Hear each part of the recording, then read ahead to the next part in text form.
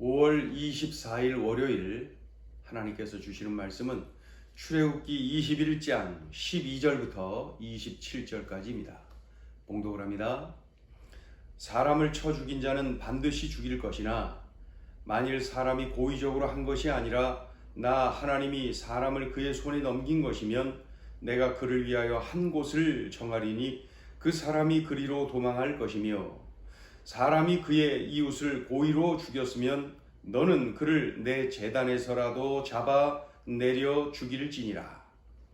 자기 아버지나 어머니를 치는 자는 반드시 죽일지니라. 사람을 납치한 자가 그 사람을 팔았든지 자기 수하에 두었든지 그를 반드시 죽일지니라. 자기의 아버지나 어머니를 저주하는 자는 반드시 죽일지니라. 사람이 서로 싸우다가 하나가 돌이나 주먹으로 그의 상대방을 쳤으나 그가 죽지 않고 자리에 누웠다가 지팡이를 짚고 일어나 걸으면 그를 친 자가 형벌은 면하되 그간의 손해를 배상하고 그가 완치되게 할 것이니라. 사람이 매로 그 남종이나 여종을 쳐서 당장에 죽으면 반드시 형벌을 받으려니와 그가 하루나 이틀을 연명하면 형벌을 면하리니 그는 상전의 재산임이라.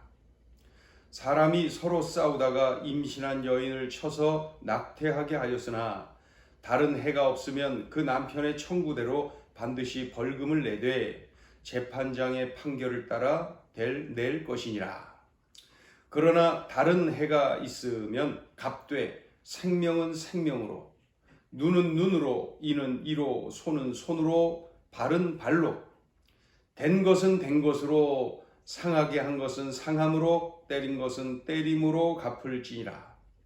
사람이 그 남종의 한 눈이나 여종의 한 눈을 쳐서 상하게 하면 그 눈에 대한 보상으로 그를 놓아줄 것이며 그 남종의 이나 여종의 이를 쳐서 빠뜨리면 그 이에 대한 보상으로 그를 놓아줄지니라. 하나님이 주신 율법의 내용들이 상세하게 기록되어 있지요. 사람과 사람 사이의 갈등으로 인한 수많은 문제들이 있잖아요. 그래서 이 하나님의 율법, 하나님이 주신 이 율법은 기준입니다. 기준. 그래서 이 기준이 되는 척도가 되는 하나님의 율법이 없으면은 무엇이 옳은지 그른지 분별을 할 수가 없는 거예요. 그리고 참으로 이 율법이 없으면 말이죠. 사람과 사람 사이에 문제가 발생했을 때 또 어떻게 해결해야 되는지 그 기준이 없으니 참 혼란에 빠지게 되는 것이죠. 그래서 이 율법, 하나님이 주신 율법이 참으로 중요합니다. 사람을 고의적으로 죽인 자는 어떻게 하랍니까? 죽여라. 그도 죽여라. 그러나 고의가 아니었다면은 도피성으로 도망하라는 거죠. 도피성으로 도망하라. 고의냐 아니냐 그것이 중요한 것으로 작용하고 있죠. 또 부모를 치는 자 죽여라.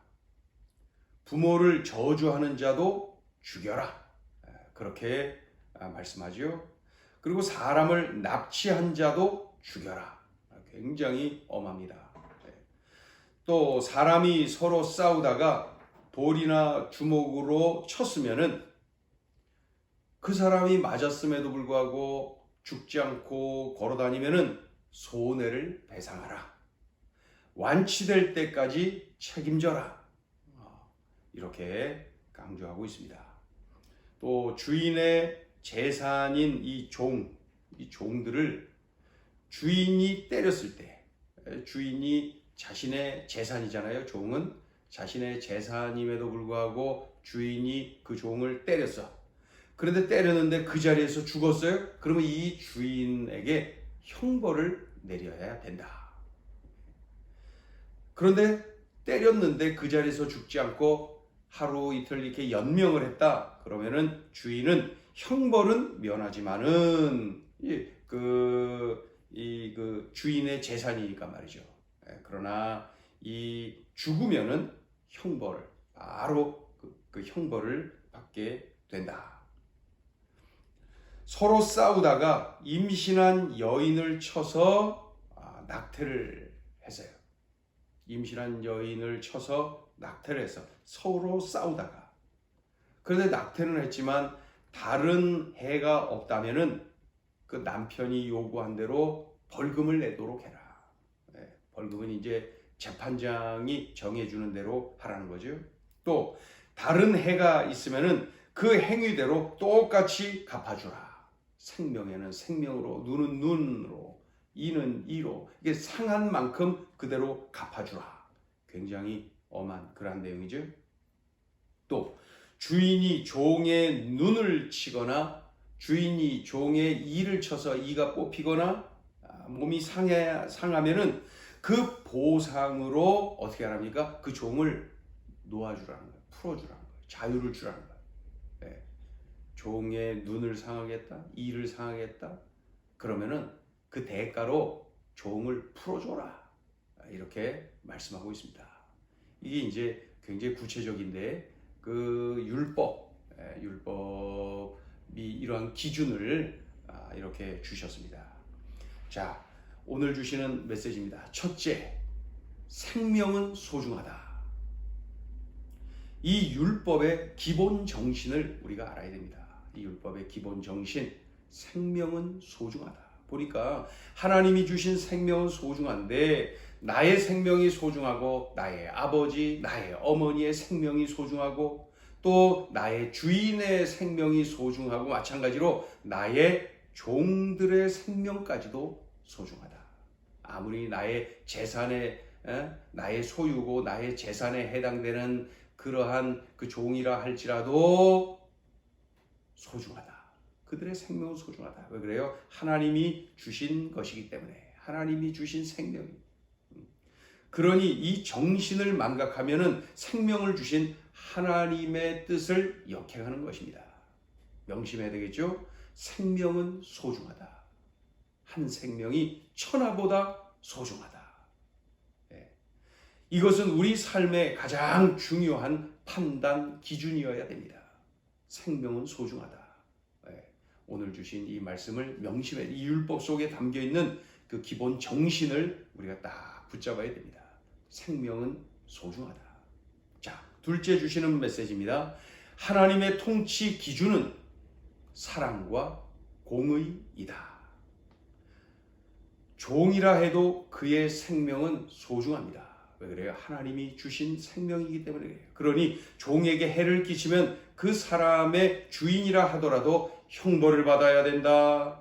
대가를 지불해야 된다. 그래서 그 종을 풀어줘야 된다. 이렇게까지 아주 구체적으로 선명하게 강조하고 계시지 않습니까? 종이라 해도 하나님이 사랑하십니다. 종이라 해도 하나님이 공의로 그를 대하십니다. 하나님의 율법의 기본 정신은 바로 이러한 사랑, 공의, 이 두 가지가 있음을 명심해야 됩니다. 그래서 우리가 하나님은 공의의 하나님이시여, 하나님은 사랑의 하나님이시여, 우리가 흔히 이야기를 하는데 하나님의 통치 기준 역시 그렇습니다. 사랑과 공의. 오늘 주어진 이 율법 속에 사랑이 담겨 있어요. 이 율법 속에 공의가 담겨 있어요. 그러니까 이 율법의 이 정신을 우리가 명심해야 되는데 하나님의 통치 기준이 사랑과 공의이다. 하나님은 사랑과 공의로 우리를 통치하신다. 자, 셋째 주시는 메시지입니다. 셋째 주시는 메시지, 두 개의 목적이 있다. 이 율법 속에 두 개의 목적이 있습니다. 하나는 율법을 어기고 범죄를 저지른 범죄자를 징계하는 것, 범죄자의 징계를 통하여서 공의를 세워나가는 것이요. 그래서 이것이 바로 첫째 목적입니다. 범죄자를 징계하는 것, 이 율법을 기준으로 해서 범죄한 그러한 범죄자를 징계한다. 이게 첫째 목적이에요. 자, 둘째 목적이 뭡니까? 율법에 순종하는 선한 자를 보호하고 안위케 해주시고 축복하시고, 이게 둘째 목적입니다. 그러니까 그 눈에 보이는 목적은 징계하는 거죠. 그러나 눈에 보이지는 않지만은 그 율법 속에 담겨 있는 하나님의 속마음은 그거예요. 이 율법에 순종하는 선한 자들을 보호하고 안위케 하고 그리고 축복하겠다. 이게 둘째 목적, 보이지 않는 목적이죠. 우리는 하나님 말씀을 순종하고 살아가는, 하나님의 말씀을 순종하고 지켜내는 그러한 삶을 살아야 합니다. 하나님 말씀을 지키는 자가 복이 있다. 하나님 말씀을 지키는 자가 은총을 누린다. 이 성경의 수많은 강조한 내용들 우리가 기억하고 하나님의 이 기본 정신을 꽉 붙잡고 이 말씀을 살아내야 될 것입니다. 오늘 주신 이 말씀 우리들의 삶 속에서 그대로 적용하고 이 율법의 정신을 우리들이 붙잡고 살아내야 될 것입니다. 기도합니다. 하나님 아버지, 사랑과 공의로 우리를 통치하십니다. 사랑과 공의를 통하여서 소외되고 힘든 자들까지도 살피시는 하나님이심을 봅니다. 하나님 아버지, 오늘 주신 이 율법의 기본 정신을 우리가 기억하고 이 정신을 우리들의 삶 속에서 살아내게 하여 주시옵소서. 오늘 주신 이 말씀을 꽉 붙잡고 삶 속에 이 말씀이 응하여지는 은혜를 마음껏 누리게 하여 주시옵소서. 무엇보다도 주님 주신 이 율법의 기본 정신을 잘 살아내어서 참으로 말씀을 지키는 자에게 예비해 놓으신 그 은총을, 우리 육안으로 보이지 않는 그 은총을 마음껏 누리는 우리들의 삶이 되게 하여 주시옵소서. 예수님의 이름으로 기도 올리옵나이다. 아멘.